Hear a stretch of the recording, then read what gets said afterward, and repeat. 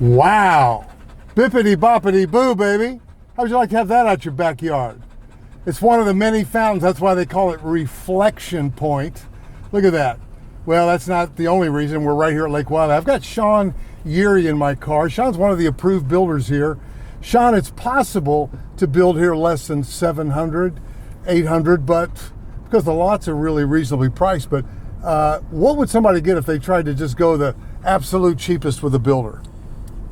If you're going to go absolute cheapest, at least up at the front, it's going to maybe look like it's going to be in the 600s to 700s, but you're giving up some things to get to that point. Gated, ding, ding, ding, gated community, y'all.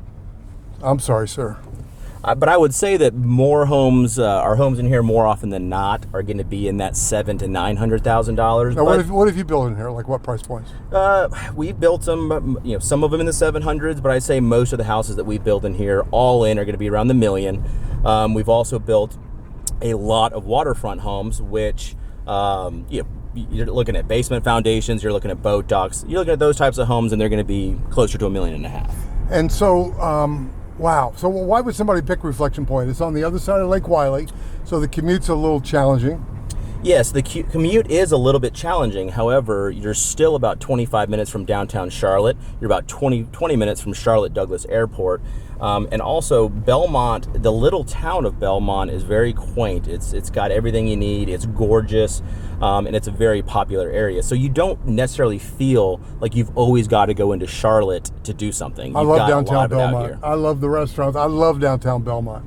So question, I hear you can keep trees in the front yard. This is decidedly different from buying a production house. What about the finishes? What about what's required at Reflection Point that pumps the price up a little bit? Well, on the exterior, they're going to be shooting for a European eclectic style. Part of that is going to be a steeper roof pitch, which you'll see as we come around in front of us is the clubhouse. And it is the typical form that they're going to want, and a lot of those features cost a bit more. They're also going to want lifetime roofs. They're going to want aluminum clad windows, mahogany front doors, various uses of materials like stone, stucco, and brick. And they're going to want the accent pieces. They're going to want the jewelry that really makes the house a much higher quality home. Wow, the jewelry, I've never heard that term. Which way? Go straight? Okay, good. I mean, you look at all the trees, the topography is gorgeous. There are lots left and right. You know, as a real estate broker, and all I do is new construction, is that I'm thinking, why are there so many lots in Reflection Point? Well, there's a lot of people that bought these lots way back in the day, and sight unseen. It was a very popular neighborhood.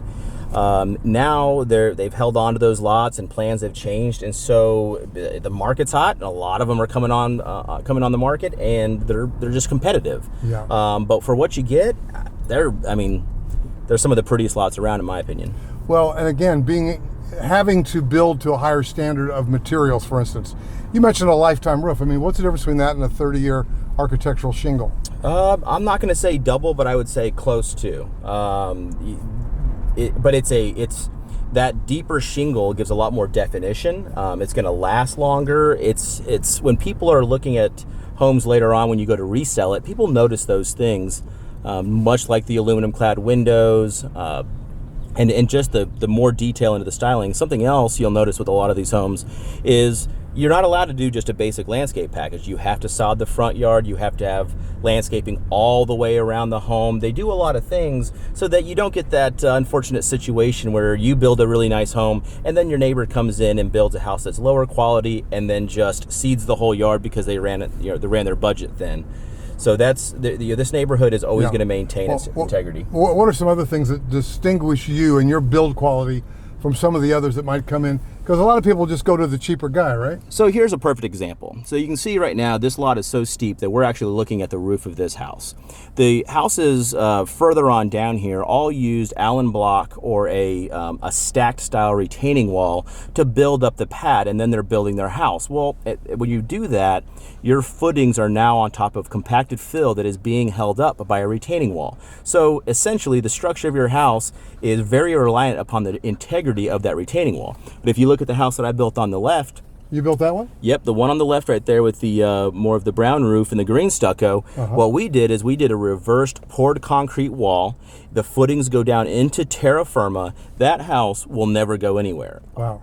Conversely, some of the retaining walls behind some of these houses have had some issues. So it's just a difference in looking at a structure and saying, build your footing solid, build your foundation solid, engineer the house, frame it correctly.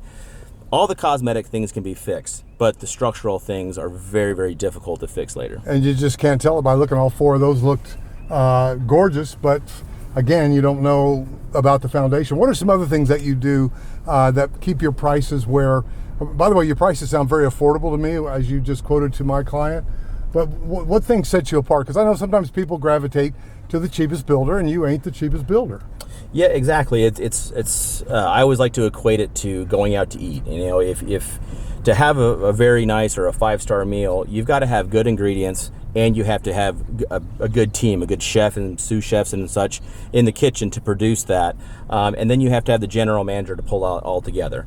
I think our ingredients, so everything from, for example, let's stop right here. I built this house probably about 5 or 6 years ago. And if you look at all the stain pieces on the cedar, that's a 2-coat stain that we do on all of our homes. But this house, that hasn't had any recoating, any repainting, or nothing.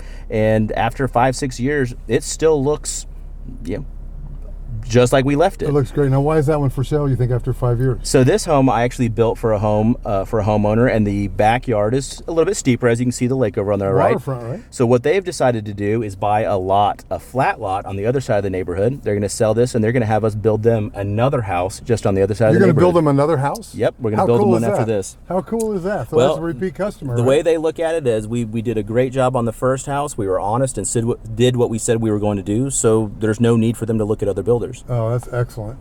Boy, this is pretty. And you don't happen to know what that one's listed for, do you? I think it's at 1.47. Now, we could spend a lot less than that and get a great house, right? Absolutely. This one right here I built. Wait, you built this one? Yep. Dude, you built a bunch, dude. I built this one probably 5 or 6 years ago. It's a little bit simpler and cleaner in its design. It's a very large house, but it doesn't have, like the last house you saw, all the different inlaid cedar and the different architecture to it. So that kind of came in at a higher point. And if you look at the house on the right, this is actually my parents' home. You didn't build this one? Yes, this is actually the first house I ever built in this neighborhood. Oh. But this house is 8,000 square feet. It has a movie theater. It has a wine room. It has 2 kitchens. So you have a huge, huge ranges of homes that have built in here. And also we've built a huge range. We've built houses, that one's close to 2 million. We've got them, and we've probably built them down in the 700-800 range. Wow. Well, to me, an ideal client for this neighborhood is somebody who's willing to spend $950 and have water, and there's so many lots. Wow. So I would encourage you to give me a call at 704-345-3400. I'll make relocating to Charlotte easy. And by the way, I do love Belmont. Look it up on Google Maps. Look how pretty Reflection Point is. You've seen the topography. And I'd like to get together with you and meet with this young builder, Sean Yeary from Yeary Homes. And let's talk about Reflection Point as a possible destination for you. I can't wait to see you in the next video.